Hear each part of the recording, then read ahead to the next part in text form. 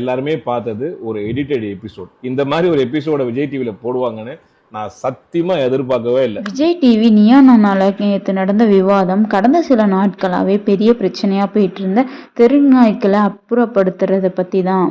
இதுல நாய்க்கடிகளால பாதிக்கப்பட்டவங்க, நாய்களால வர பிரச்சனைகளால பாதிக்கப்பட்டவங்க அப்படின்னு இவங்க ஒரு பக்கம் இருந்தாங்க. இன்னொரு பக்கம் வந்து நாய் ஆதரவாளர்கள், விலங்கு ஆதரவாளர்கள் அப்படின்னு சொல்லிட்டு இவங்க ஒரு பக்கம் இருந்தாங்க. இதுல நாய்களால பாதிக்கப்பட்டவங்களோட விவாதம் வந்து ரொம்பவே ஸ்ட்ராங்கா இருந்துச்சு. இன்னொரு பக்கம் டாக் லவர்ஸுக்கு பல கேள்விகளுக்கு பதிலே இல்லாம திணறி போயிட்டாங்க. இதை தொடர்ந்து படவா கோபி வந்து சிறப்பு விருந்தினரா வந்து இதுல கலந்துட்டு இருந்தாரு. சும்மா இருக்க நாய்களை வந்து சீன்றது, களை தூக்கி அடிக்கிறது அப்படின்றதுனாலதான் வந்து நாய் கடிக்குது, அதையும் நம்ம வந்து சக உயிரா பார்க்கணும், உங்க தெருவுல இருக்க நாய்களை கூட பழகி ஒரு கம்யூனிட்டி உருவாக்கணும் அப்படின்னு சொல்லிட்டு படவா கோபி சொல்லியிருந்தாரு.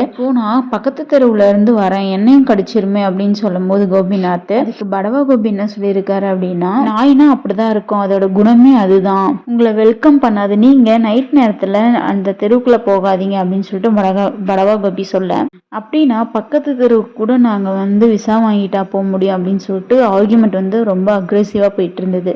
ஒரு கட்டத்துல கோபிநாத் என்ன சொல்றாரு அப்படின்னா, ஒரு பணக்கார வீட்டு குழந்தைய என்னைக்காவது நாய் கடிச்சிருக்கு அப்படின்னு சொல்லி கேள்விப்பட்டிருக்கீங்களா? அவங்க வசிக்கிற தெருவுல ஒரு ஸ்ட்ரீட் டாக்ஸ் இல்லையே, அது எப்படி?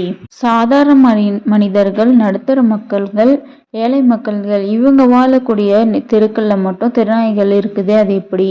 நாய்களால பாதிக்கப்பட்ட பணக்காரங்கள் வந்து எத்தனை சதவீதம் இருக்கீங்க?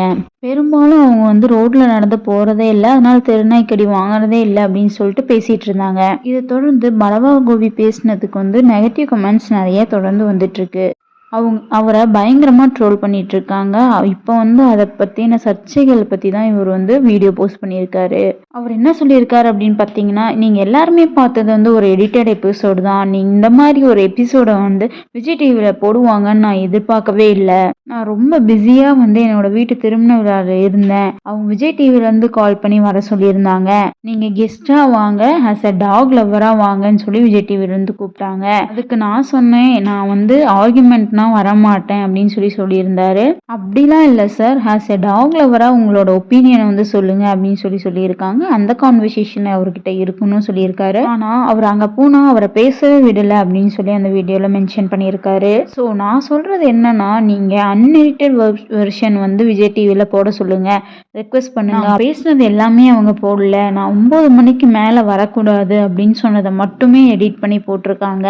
நான் 3 விஷயத்தை பத்தி மட்டும் தான் பேசியிருந்தேன், நாயோட குணம், நம்மளுடைய பிஹேவியர், அதுக்கான தீர்வு, இதை 3 பத்தி மட்டும்தான் நான் பேசியிருந்தேன். அதுல நம்மளோட தீர்வையும் அந்த பிஹேவியரும் சொன்னதை பத்தி அவங்க போடவே இல்லை.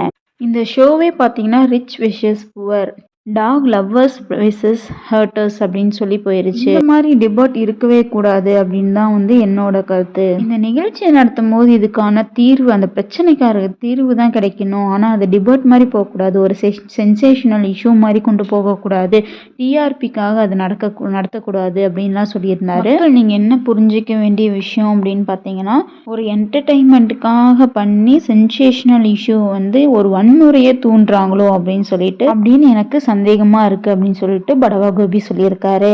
நீங்க இந்த டிபேட் பத்தி என்ன நினைக்கிறீங்கன்னு கீழே கமெண்ட்ஸ் மூலியமா தெரியப்படுத்துங்க. மேலும் சினியை பத்தின அப்டேட்ஸ் தெரிஞ்சுக்கிறதுக்கு சினி டாக்ஸ் டைரியை சப்ஸ்கிரைப் பண்ணிக்கோங்க.